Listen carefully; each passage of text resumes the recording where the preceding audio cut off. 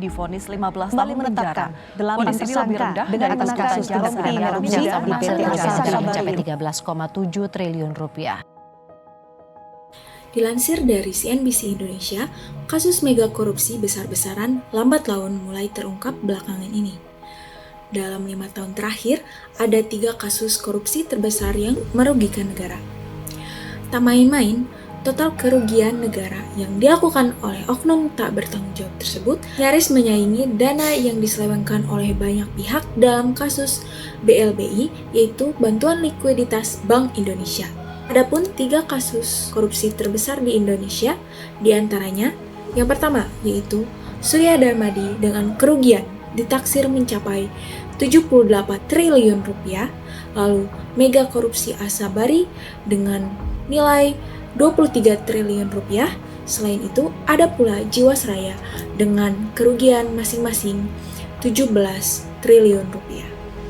Kasus tersebut termasuk dalam political corruption karena pelakunya para politisi, dan termasuk dalam jenis grand corruption karena transaksinya relatif besar dan pelakunya memiliki kedudukan tinggi di pemerintahan, masyarakat, maupun dunia usaha. Selain itu, ada juga jenis birokrat corruption yang terjadi di lingkungan birokrat, termasuk dalam petty corruption, yaitu dilakukan oleh pegawai rendahan yang meminta atau menerima suap dari masyarakat dalam jumlah yang relatif kecil. Korupsi dapat berbentuk suap menyuap, kerugian uang negara, penggelapan dalam jabatan, perbuatan curang, hingga gratifikasi. Dilihat dari kasus yang sudah dibahas tadi, kita dapat melihat bahwa Indonesia masih sulit untuk terlepas dari korupsi. Nah, selain itu, masih banyak masyarakat yang enggan melaporkan tindakan korupsi.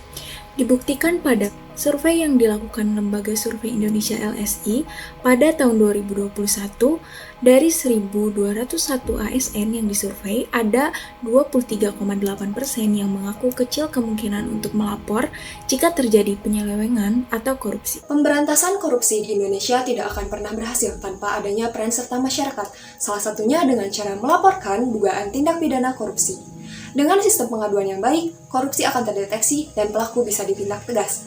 Masyarakat dapat melaporkan ke KPK atau aparat penegak hukum lainnya, salah satunya dengan cara mengakses situs kws.kpk.go.id atau pada situs layanan aspirasi dan pengaduan online rakyat atau LAPOR, yaitu dalam situs lapor.go.id. Masyarakat yang melapor tidak perlu khawatir karena terdapat perlindungan hukum terhadap pelapor yang diatur dalam PP nomor 43 tahun 2018, yaitu dalam bentuk kerahasiaan identitas, kerahasiaan materi laporan, serta pendapat yang disampaikan.